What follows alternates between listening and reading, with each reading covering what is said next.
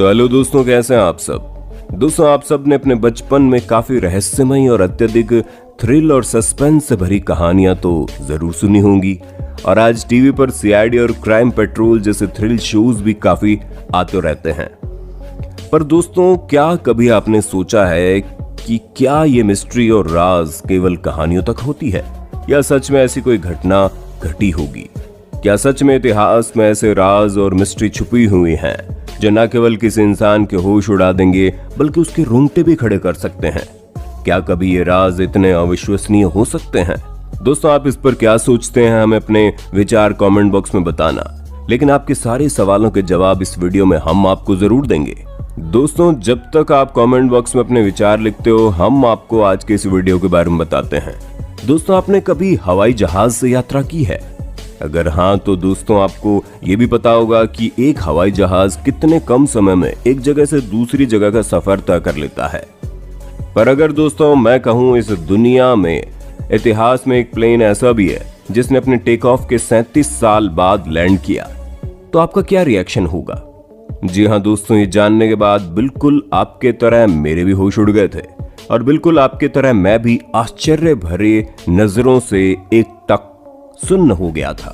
तो दोस्तों, अपने दिल को थाम कर बैठिए और वीडियो को अंत तक जरूर देखिए। दोस्तों, पैन अमेरिकन वर्ल्ड एयरवेज इतिहास की सबसे पहचानने योग्य एयरलाइंस में से एक है।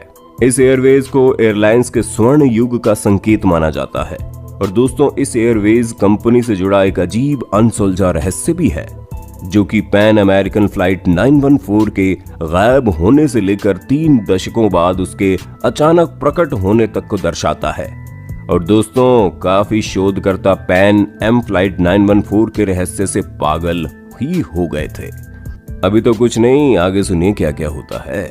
तो दोस्तों, ये सिलसिला शुरू होता है 2 जुलाई 1955 को, जब न्यूयॉर्क से मियामी फ्लोरिडा के लिए उड़ान भरने वाली पैन अमेरिकन फ्लाइट 914 के रनवे से अपने निर्धारित समय पर टेक ऑफ करती है।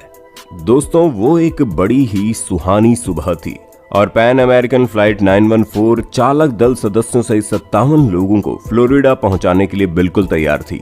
दोस्तों, उस विमान ने बिना किसी रुकावट के न्यूयॉर्क से उड़ान भरी, लेकिन कुछ ही मिनटों में वो विमान बादलों में गायब हो जाता है और घंटों बाद ये कहीं नहीं मिलता, जबकि इसे पहले ही मियामी में उतर जाना चाहिए था। और दोस्तों, पहले तो अधिकारियों को ये बैड वेदर कंडीशन और सिग्नल इंटरप्शन लगता है, पर जब ये विमान ना तो न्यूयॉर्क एटीसी के रडार पर दिखती है और ना ही फ्लोरिडा एटीसी के रडार पर, तो दोस्तों वे समझ जाते हैं कि पैन एम फ्लाइट 914 लापता हो गई है, जिससे उसका अपना और किसी यात्री और चालक दल का कोई भी पता नहीं चल पा रहा। दोस्तों, इसके बाद जब विमान के फ्लोरिडा टाइम पर ना पहुंचने पर सवाल उठने लगते हैं, तो एयर कंट्रोल के अधिकारियों द्वारा जारी एक आधिकारिक बयान में विमान दुर्घटनाग्रस्त होने की बात कही जाती है और ये भी कह दिया जाता है कि उस विमान में सवार सभी लोग मारे गए। पर दोस्तों, इन अधिकारियों ने विमान के दुर्घटनाग्रस्त हो जाने के एक भी पुख्ता सबूत नहीं दिए, और जब वे विमान को नहीं ढूंढ सके तो उन्होंने मान लिया कि यह दुर्घटनाग्रस्त हो गया और समुद्र में गिर गया, लेकिन जमीन पर उन्हें कोई विमान नहीं मिला था। इन सभी चीजों में विमान के खो जाने की ओर इशारा किया, और तो और दोस्तों, ये विमान रडार से गायब हो गया, जिसके कारण कंट्रोल और उस विमान के पायलट के बीच कोई संवाद भी नहीं हो पा रहा था। इसके बाद दोस्तों, जल से लेकर जमीन और आसमान से अलग अलग टीमों को भेजा गया ताकि प्लेन का मलबा या लोगों की लाश कुछ तो सरकार के हाथ लगे, ताकि वे इस अमेरिकन पैन फ्लाइट 914 के बारे में कुछ ठोस जनता के सामने प्रस्तुत कर सके। पर दोस्तों, सरकार की हर एक कोशिश बेकार ही चली गई। लेकिन दोस्तों, ये मिस्ट्री यहीं पर खत्म नहीं होती, बल्कि यहीं से तो असली मिस्ट्री शुरू होती है। अब जरा ध्यान लगाकर सुनिए। दोस्तों, 1992 में एक ऐसा कुछ असाधारण हुआ जिसने इतिहास के पाठ्यक्रम को हमेशा के लिए बदल दिया। दोस्तों, 9 सितंबर 1992 था, जब 57 यात्रियों के साथ एक चार्टर्ड DC-4 कहीं से फिर से प्रकट हो गया और काराकस वेनेजुएला में उतरता है। जी हाँ दोस्तों, 37 साल के लापता होने के बाद Pan Am flight Caracas airport के रडार पर था। काराकस हवाई अड्डे पर एयर ट्रैफिक नियंत्रकों द्वारा हवा में उड़ानों की निगरानी की जा रही थी। हालांकि तभी कुछ अजीब हुआ। अप्रत्याशित रूप से एक नया विमान कहीं से रडार सिस्टम पर दिखाई देता है और दोस्तों ये विमान जैसे ही पास आता है, एयर ट्रैफिक कंट्रोल के अधिकारी देखते हैं कि वो चार्टर्ड DC-4 विमान था। पर दोस्तों शुरुआती उलझन तो तब शुरू हुई जब रहस्यमय विमान का पायलट टावर के पास पहुंचा और पूछा हम कहां हैं। और उस समय एयर ट्रैफिक कंट्रोल रूम के ड्यूटी पर थे जुआन डे ला कोर्टे, जिनके इस मिस्ट्री में एक महत्वपूर्ण भूमिका थी और इस पैन एम रहस्य में प्रमुख लोगों में से एक थे। और दोस्तों इसके बाद जुआन डे ला कोर्टे कहते हैं कि आप काराकस हवाई अड्डे पर है। और उसके बाद जुआन ने पायलट को प्रासंगिक सवालों के जवाब देने में कोई समय बर्बाद नहीं किया। और दोस्तों एक ही पल की देरी के बाद पायलट ने एक प्रतिक्रिया के साथ जवाब दिया, जिसने वास्तव में उस कहानी को अगले स्तर तक बढ़ा दिया। हम 4 और 57 यात्रियों के साथ चालक दल के साथ न्यूयॉर्क से मियामी के लिए पैन अमेरिकन एयरवेज की उड़ान 914 में हैं और हम 2 जुलाई 1955 को सुबह 9:55 पर मियामी में उतरने वाले थे, पायलट ने कहा। जुआन ने तुरंत पायलट को पुष्टि के लिए वो काराकस में आ गए हैं और वास्तव में उस दिन की तारीख 21 मई 1992 थी। दोस्तों हालांकि पायलट ये सुनते ही घबरा गया और रहस्यमय तरीके से पहले ही कुछ देर के लिए विमान को रनवे पर उतारा और फिर अचानक से विमान को बिना टेक ऑफ क्लियरेंस के ही फ्लाइट को वापस हवा में ले गया और फिर कुछ ही क्षण में एक बार फिर से फ्लाइट 914 काफी रहस्यमय तरीके से एयर ट्रैफिक कंट्रोल की रडार की नजरों से ओझल हो गई। दोस्तों इसके सिद्धांतों के रहस्यों को जानकर आप शायद सोच में पड़ जाएंगे।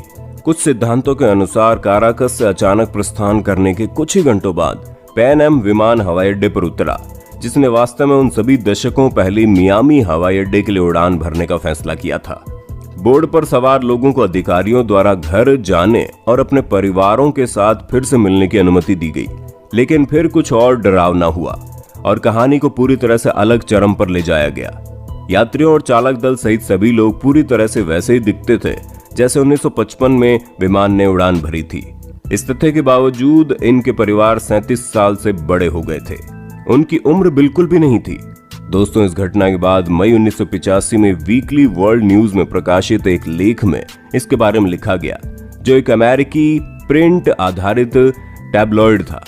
1979 और 2007 के बीच प्रचलन में था, जिससे इस घटना को पूरी दुनिया का एक हॉट मिस्टीरियस न्यूज के रूप में देखा जाने लगा। दोस्तों पैन अमेरिकन फ्लाइट 914 के गायब होने की कहानी किसी फिल्म से कम नहीं लगती। एयरप्लेन के गायब होने को लेकर 2 तरह की मिस्ट्रीज की थ्योरी सामने आई। पहली तो ये कि प्लेन टाइम ट्रेवल के जरिए गायब हो गया था, और या तो प्लेन टाइम ट्रेवल की मदद से फ्यूचर में पहुंच गया था। पर दोस्तों इन दोनों थ्योरीज के अलावा एक और चीज घटना के बाद सामने आई।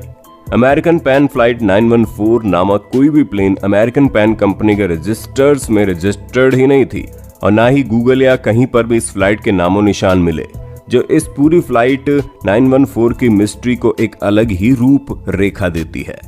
तो दोस्तों आपको क्या लगता है, क्या ये सब एक धोखा है या फ्लाइट 914 वास्तव में दशकों से रास्ते में खो गई थी?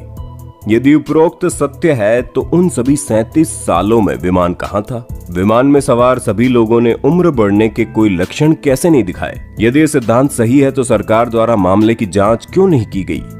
हर रहस्य कुछ पेचीदा पहलुओं को जन्म दे देता है। इस अजीबोगरीब कहानी के बारे में लोगों ने जितना सुना, उनके मन में उतने ही ज्यादा सवाल थे। इस मामले की गुत्थी कभी पूरी तरह नहीं सुलझी। दोस्तों विमान के लापता होने के आसपास की परिस्थितियों ने इन विवादों को जन्म दिया है कि तथ्य को कल्पना से अलग करना असंभव हो गया है। तो दोस्तों अमेरिकन पैन फ्लाइट 914 की रहस्यमय कहानी यहीं खत्म होती है। दोस्तों ऐसे अनोखे और अनूठे वीडियोस देखने के लिए हमारे चैनल को सब्सक्राइब करके नोटिफिकेशन बेल को ऑन कर देना, ताकि हर नई वीडियो की नोटिफिकेशन आपको मिले सबसे पहले। धन्यवाद।